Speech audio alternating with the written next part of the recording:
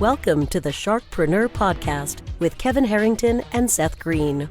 Kevin Harrington is the inventor of the infomercial, one of the original sharks from the hit TV show Shark Tank, and has generated over $5 billion in TV and digital direct response sales.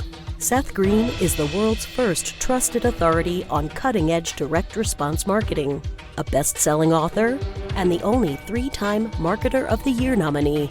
On the podcast, Kevin and Seth interview Sharkpreneurs who share straight talk on what it takes to explode your business. Why do so many businesses struggle while others seem to explode overnight? Do you wish you had the secret to this type of exponential growth?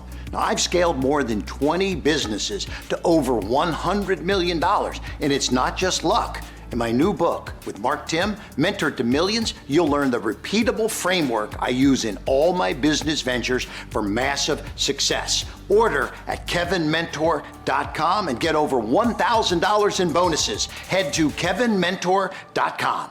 Welcome to the Sharkpreneur podcast. This is your co-host, Seth Greene. Today I have the good fortune to be welcoming back a repeat guest. I'm super excited to have back Dr. Paul Scheele, the co-founder of Learning Strategies, who is an expert on learning on how to tap the other 90% of your mind. Numerous peak performance experts such as Tony Robbins, Ken Blanchard, Jack Canfield, and Brian Tracy have all used and endorsed Paul's programs, which make knowledge easier to integrate and personal transformation faster to attain. Paul has delivered and designed over 50 different programs relating to personal and professional development. Dr. Paul, thanks so much for coming back. Seth, it's a pleasure being with you again. Thanks very much for the invitation. It is, of course. Our first interview was so much fun. I said, we got to do it again. Good. It was fun for me too. I'm glad. So we covered, obviously, your background and what you do last time. I will do a super short version for the folks who didn't hear the first episode. So tell everybody what Learning Strategies is and what paraliminals are. Well, Learning Strategies, I started 40 years ago this month, and thank you very much. And we're having our annual Einstein Day celebration on Einstein's birthday. Einstein is a little bit of an icon for all of us. This is, we believe there's genius within all of us.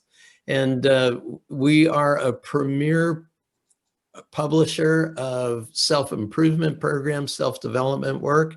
And my work since the days that I've been with Learning Strategies has also been involved in working with entrepreneurs and businesses all around the world to help make sure that we bring out the best within us in something that we're most driven by, our passions. And I think business has probably the greatest reach in the world, far more so than governments. Business really is the sustaining factor for all of humanity.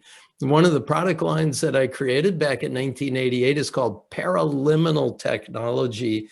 It's a way of using the whole brain, speaking into 2 ears, to gain access to resources that are within us: creativity, focus, actions, problem solving, improved communications, all of it. And it's a unique way of, in 20 minutes, being able to focus in, get access to some powers within you, and then apply those powers to accomplishing the goals that are in front of you. That is absolutely fascinating. Again, full disclosure and transparency, I have been a client of Learning Strategies for decades. I absolutely love their products. They keep coming out with brilliant stuff. I keep buying it and improving my life. So I know we've got a very special new program that you want to talk about today. Tell our Sharkpreneur followers exactly what we're talking about. Well, it's a program that we would like to gift to everyone. It's on brilliant health. Now, you know that if we don't have our health, doesn't matter how much time or money we have. And if anything, the pandemic has shown us is that health really is imperative for all of us. So I show you how to get access to some remarkable capabilities within you to maintain and sustain high levels of health. You know, if you think about it, Seth, most of the time when we talk about health in the context of medicine, we think of illness, which is, let's say, -10 to 0, the absence of illness, and then wellness as being +10. So the absence of illness isn't really what I would call a high-level wellness. The fact that you're not exhibiting symptoms and you're not going to a doctor because you're ill is a nice beginning, but there are sure a lot more levels of mental, emotional, and physical strength, resilience, capability that we would like to have access to. And those represent high levels of wellness. But if you have a chronic situation or even an acute situation, the material on this Brilliant Health program is really going to help you deal with that with the power of your mind and body fully available to you.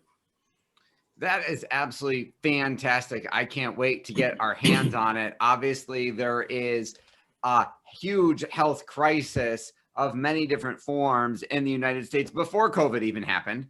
And obviously that makes it even worse. Why you have other programs on health? I know I've had Abundant Health for the program for years. Why develop this and why now? Well, most people don't really know about a lot of the powers that are within us. So I created this 7-hour essentially training program. It's set up as 6 individual lessons plus a 7th session to really look at the next steps that are possible for you. And in each session, I give particular techniques that can help us. So taking back your health, really taking ownership over it, realizing what kinds of remarkable powers of body and mind we have access to, dealing with mental stress and anxiety and finding an emotional balance and well-being, dealing with weight. A lot of people, well, it doesn't look like you have a weight issue. I don't either, but I'll tell you, a lot of people do. Back in the early days, back in the 70s, when I did clinical hypnotherapy, there are 2 major reasons people would call me. That was to lose weight and to quit smoking. A lot of the smoking issues are past, but some people still struggle with it. But weight still bothers a lot of folks. The 4th one, and this is so important to both our mental, emotional health, but also to our physical well-being, and that's sleep.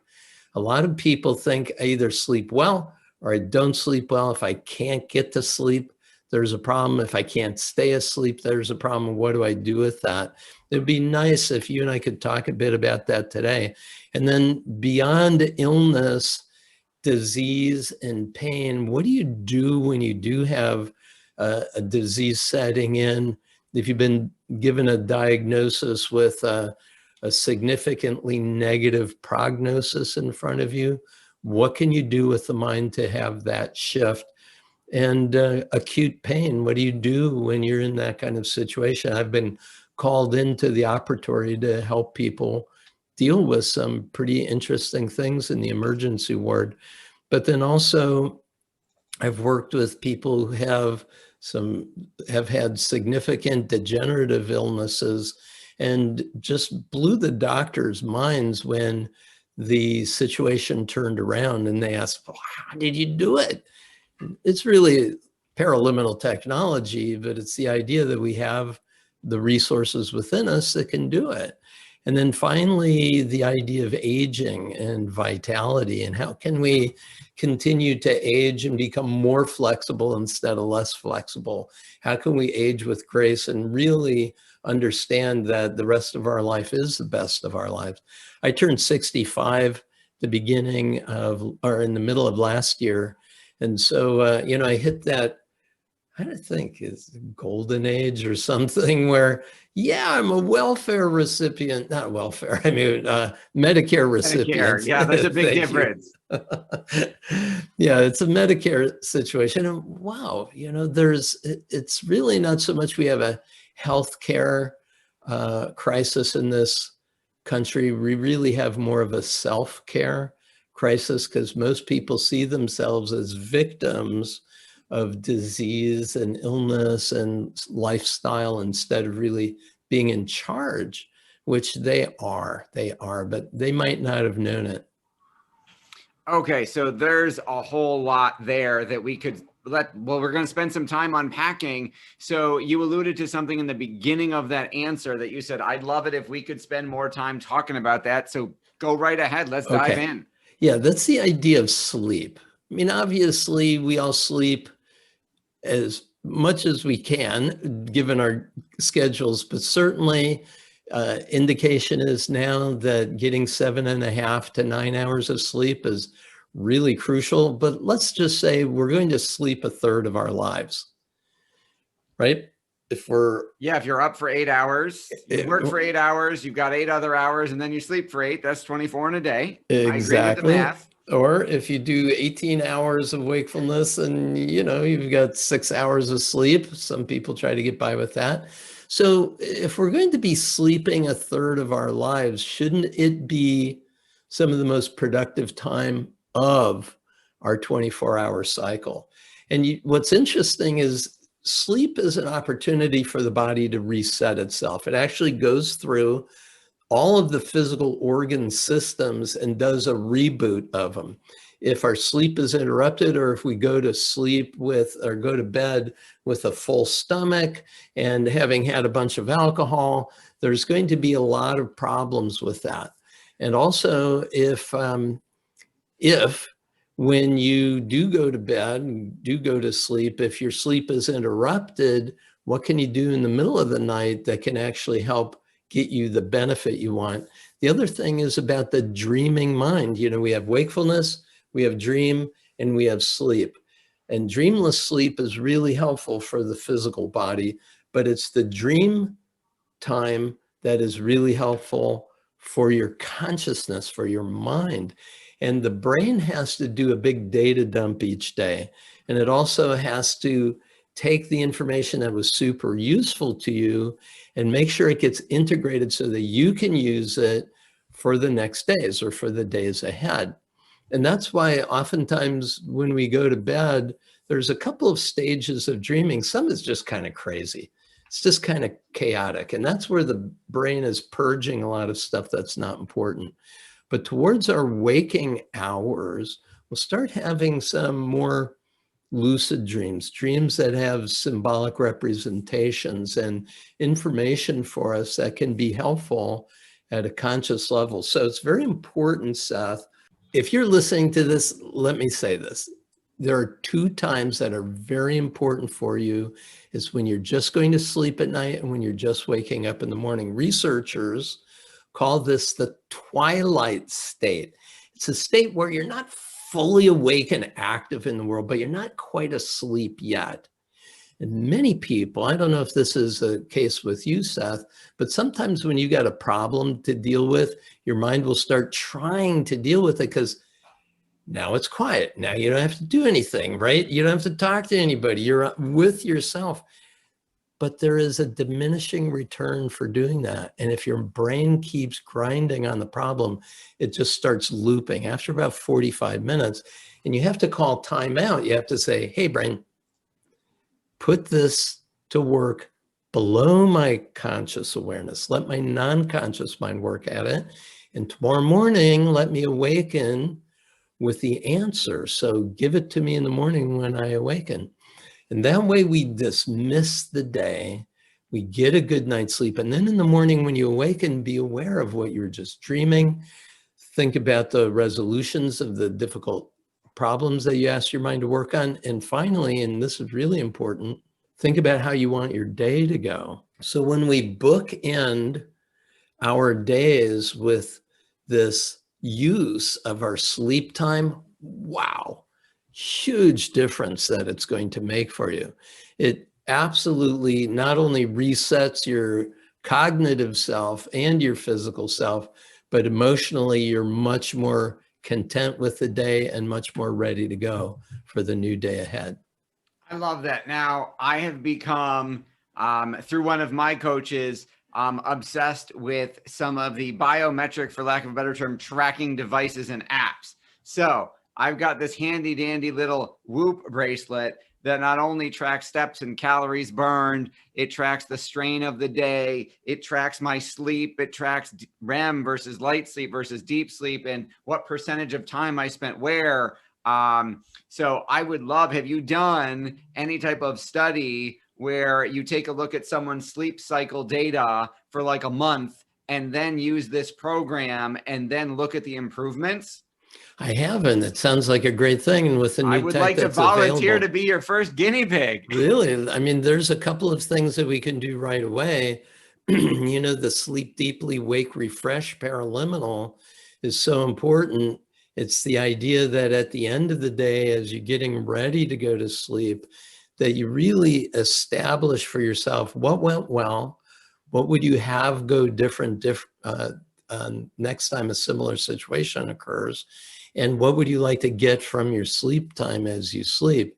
And if you just add that prior to going to bed or prior to going to sleep while you're in bed, listening to that recording, then you'll see on your wristwatch the next day, people who have done that have recognized the value to their sleep. Why? Because when you go to sleep rested instead of completely exhausted, you get more benefit from your sleeping time. And then in the morning, awakening, refreshed, what you're doing is you're really valuing not only what you just got, having this connection with your non-conscious mind and your resources, but then establishing how the day is going to go for you. I love it. Now, one other question I had was, I've read, I think it's something that you wrote, how the body regenerates its cells. Like the cells we have today are not the cells we have from 5 or 10 years ago. Every couple of years we generate this new organ or that new thing. So my question is, if we're constantly regenerating new cells, why do we bring ourselves with ourselves? If we've got a chronic condition or a chronic illness or something like that, how come when we regenerate ourselves, they don't start over? We take that illness or whatever with us. And then how do we break that pattern? That's a great question. So if you think about it, that we are regenerating, and they say every 7 years we change everything. And a lot of people would have said that, but then they say, yeah, everything except the brain. And then they discovered stem cells in the brain. If you think about it this way, all of us, you and me both, we started as a single cell, right? An egg that was fertilized. So that's this one cell that began dividing. Now, these divisions that occur start to differentiate. So at first, we're building the heart, then we start building the brain, and the energy starts going to the brain more and less to the heart. But there's separate neurologies for each of those. We start building out all the tissues of the body, the various organ systems, they're all differentiated. Think of it this way, Seth. Think of the United States and think of all the different communities within any given state. So let's say in the state of Minnesota, where I come from, we'd have a community that would deal with water purification. And we'd have another waste management community, right? And we'd have another community that's desired to circulating the necessary fluid. So each of the organ systems are especially differentiated to do the work that they're meant to do. And they're always generating from these stem cells what's necessary to replace the ones that are dying off.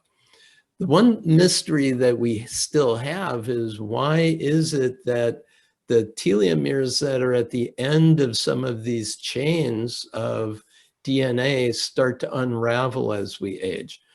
Built-in program that says, yeah, we're not going to last forever. Maybe at some point, and there are a lot of claims out there that they're figuring out how to not let these unravel so much. But certainly what we know is the way that we rest, the way that we nourish ourselves, the way that we think, our emotional state during the day, and also how do we view the future. I've seen young men who acted very old and they became very old very quickly. And it really has a lot to do with lifestyle and mindset. And when you get your mindset right, you might get the idea that death may be a grave mistake. That the idea is that we could be living way further along on our human potential. I've heard plenty of people say that 120 should be the average life expectancy. Now, I had a client, she just passed away at 103 years old. At 101, she was still working, Seth. Oh my God. Yeah, and she did a film for me that said, I'm 103 years old, thanks to God and Paul Scheele. That's a great testimonial. It really is. And she said, he taught me how to heal with my mind. I'm 103. I take no medications at all, only vitamin pills. All my organs are working. It's really cool.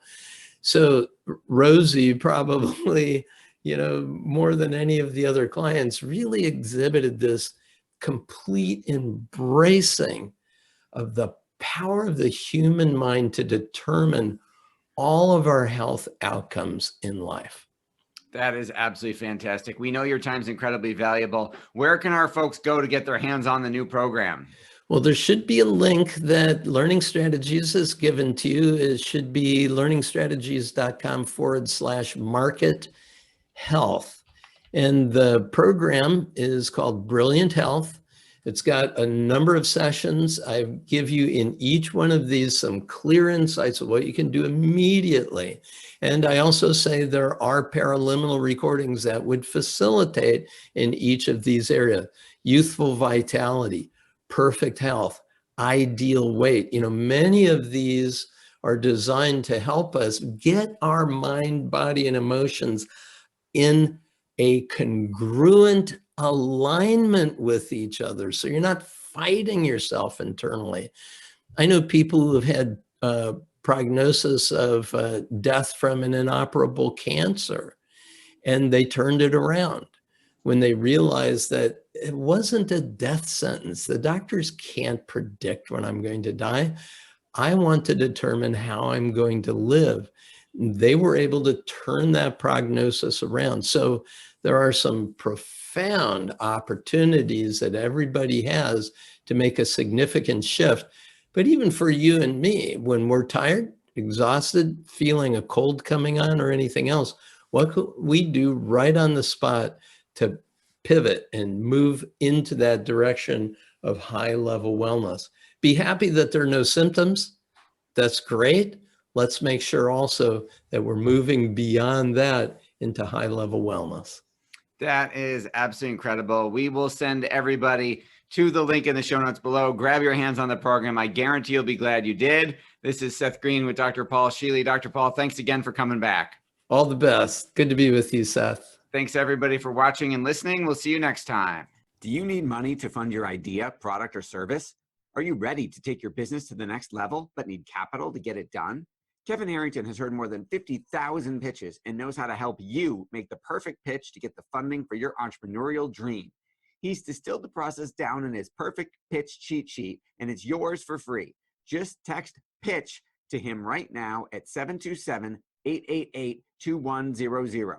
Text PITCH to 727-888-2100 right now and claim your free perfect pitch cheat sheet. Text PITCH to 727-888-2100 to start funding your dream today. This show has been produced by Market Domination, LLC. To discover how you can have your own show completely done for you and turn it into a real published book and become the authority in your marketplace, go to www.marketdominationllc.com/podcast offer.